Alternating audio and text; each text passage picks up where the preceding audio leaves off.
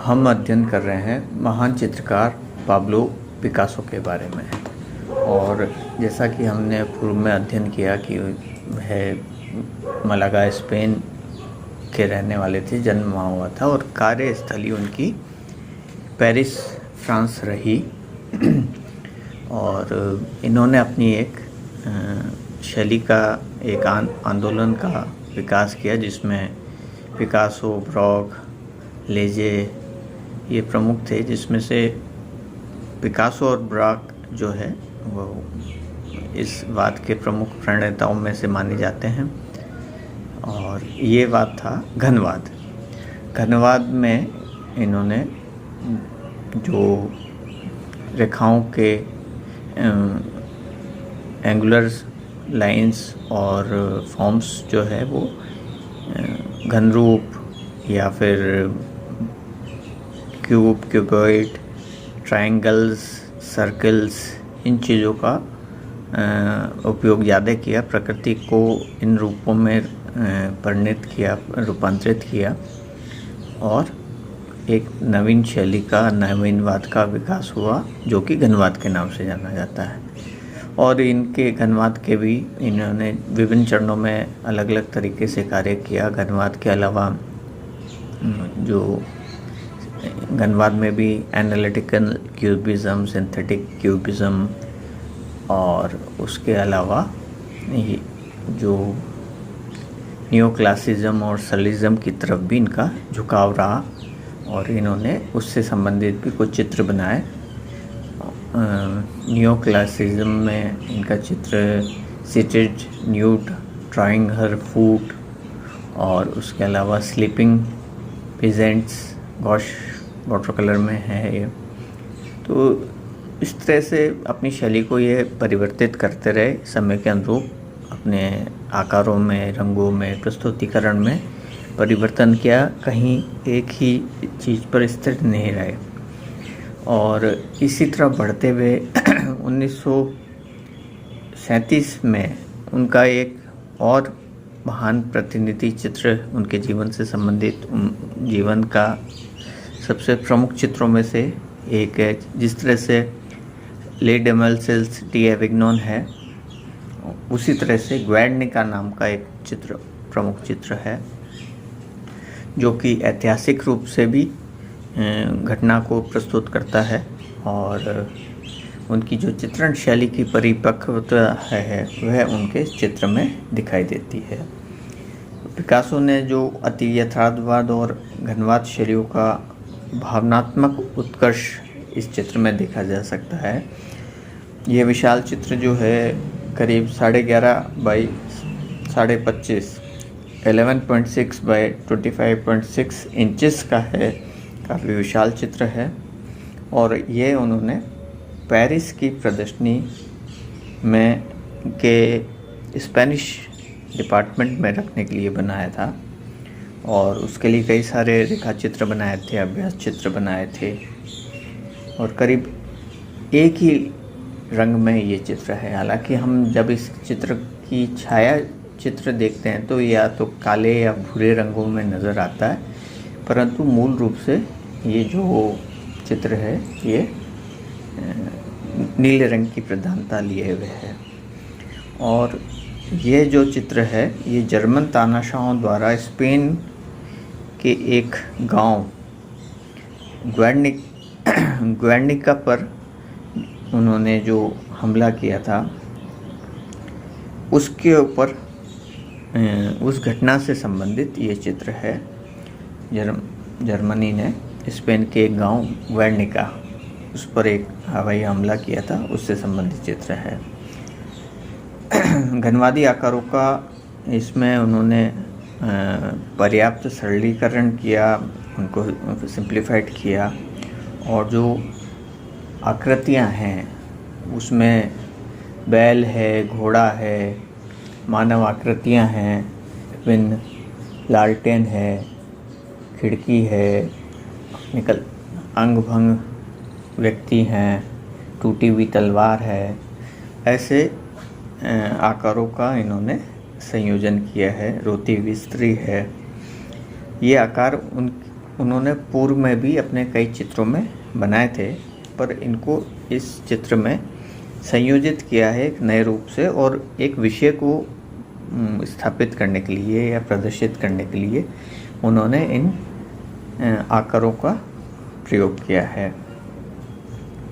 और इसके संदर्भ में पिकासो ने कहा था कि यहाँ जो बैल है वह तानाशाह के प्रतीक के रूप में उन्होंने इसका प्रयोग नहीं किया है, बल्कि वह पार्श्विक अत्याचार व अन्याय का प्रतीक है।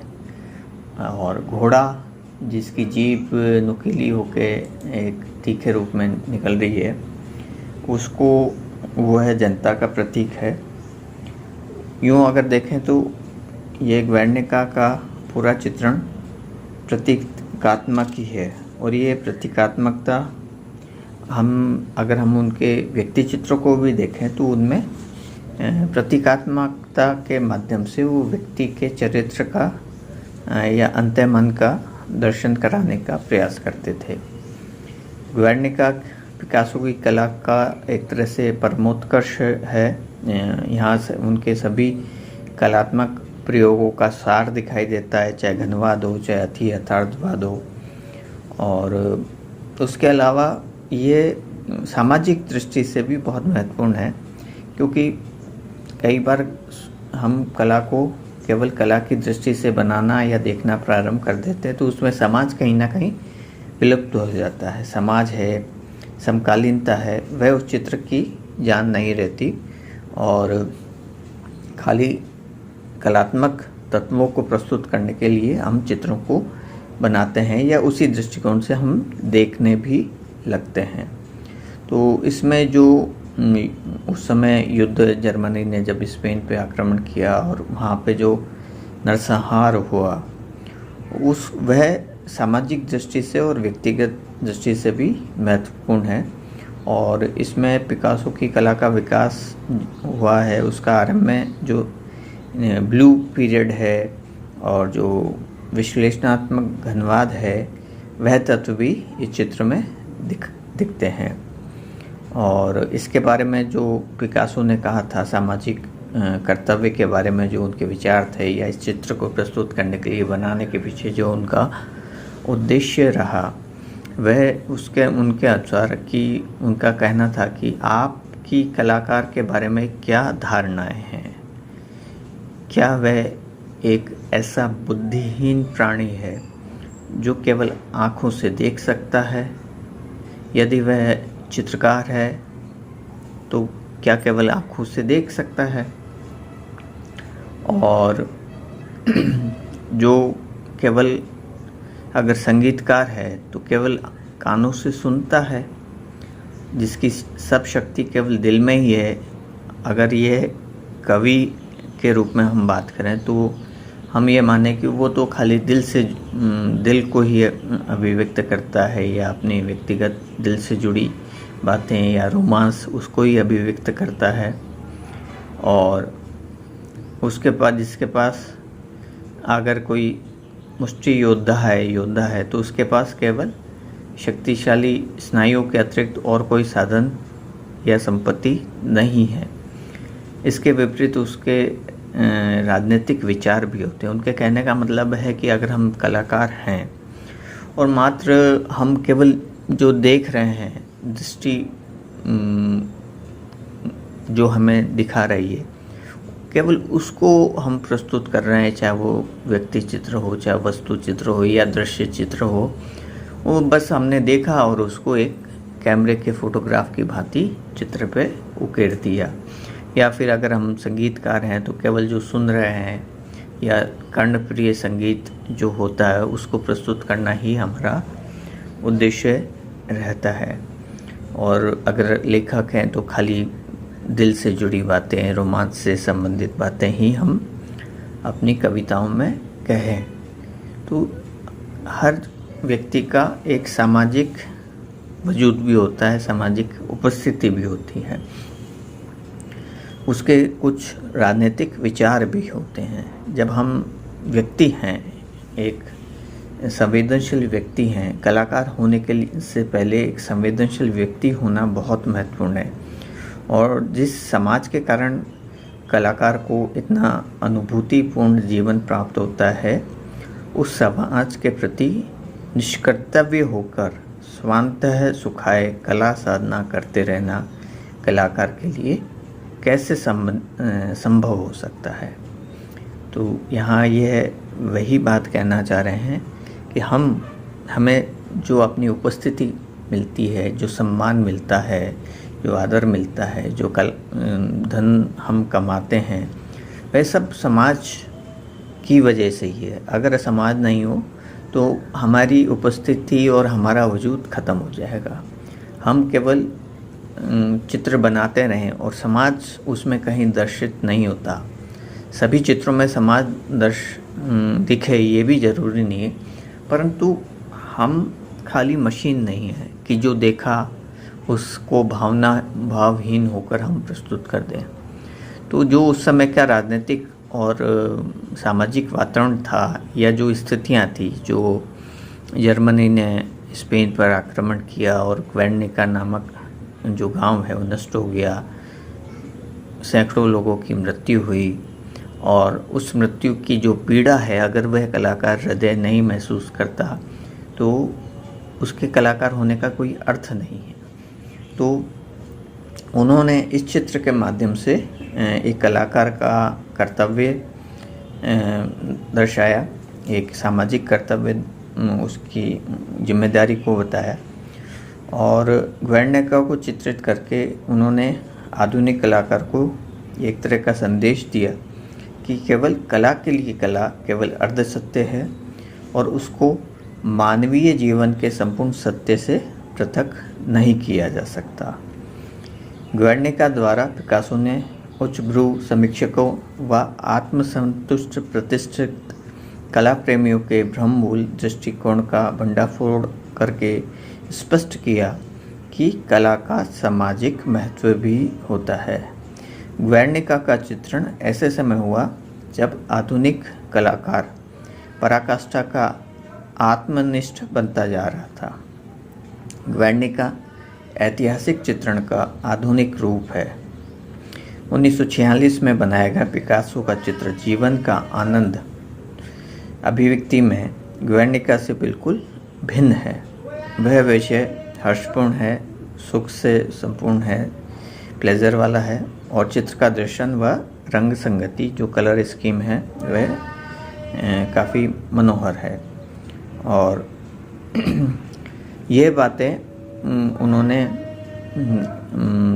इस चित्र के माध्यम से उन्होंने ये दर्शाया है कि कलाकार के सामाजिक दायित्व होते हैं, वह भी एक समाज की प्रतिक्रिया के रूप में कार्य करता है। समाज में जो स्थिति है, चाहे उनकी पीड़ा हो, चाहे दुख हो, चाहे दर्द हो, जहाँ अगर वो जॉय ऑफ लाइफ के द्वारा हर्ष और उल्लास को प्रकट कर रहे थे, खुशी को प्रकट कर रहे थे, वहीं उन्होंने ग्वेर्निका नामक चित्र के द्वारा जनता के दुख और जर्मन तानाशाह द्वारा जो उन्होंने ग्वेर्निका विध्वंस की जो घटना है उसको दर्शाकर राजनीतिक समीकरणों को भी स्पष्ट किया। एक तरह से ये उनका विरोध था जर्मन तानाशाह हिटलर के विरुद्ध। तो ये बहुत बड़ी बात है कि कलाकार आज के समय में भी हम अगर देखें तो कलाकार केवल अर्थोपार्जन के लिए या केवल प्रसिद्धि के लिए कार्य कर रहा है, और जहाँ भी राजनीतिक समीकरण बैठती है उस समीकरण के अनुरूप वह चित्रण करने लगता है, और एक जो सामाजिक प्रतिक्रिया है वह उसके चित्रों में नहीं आ पा रही। या तो वह ड्राइंग रूम या इंटीरियर के अकॉर्डिंग काम करके अर्थोपार्जन कर रहा है, या फिर राजनीतिक समीकरणों को संतुष्ट करने के लिए, राजनीतिक आकाओं को संतुष्ट करने के लिए चित्रण कर रहा है। जैसी यहाँ समीकरण होती है वैसा ही चित्रण कर कर वह अपने आप को सुरक्षित और अपने आप को प्रसिद्धि पहुँचाने के लिए समीकरण बनाता रहता है। तो ये बात जो है ये चित्र जो है कलाकारों के लिए जो नए कलाकार हैं उनके लिए बहुत प्रेरणास्पद है कि हम केवल एक अलंकरण के लिए या खाली सौंदर्य के हर्ष वाले पक्ष को या उल्लास वाले पक्ष को दर्शाने के लिए नहीं है। हम सामाजिक पीड़ा, दर्द और राजनीति का प्रभाव भी अपने चित्रों में दर्शाना चाहिए ताकि समाज को उससे एक संबल मिले, ना कि हम केवल राजनीतिक कठपुतली बनकर उनके पक्ष और विपक्ष में खड़े होते जाएं। तो ये सब बातें एक कलाकार के लिए बहुत महत्वपूर्ण है। तो आने वाले लेक्चर में, नेक्स्ट लेक्चर में हम इनके जीवन से संबंधित कुछ और बातें अध्ययन करेंगे। धन्यवाद।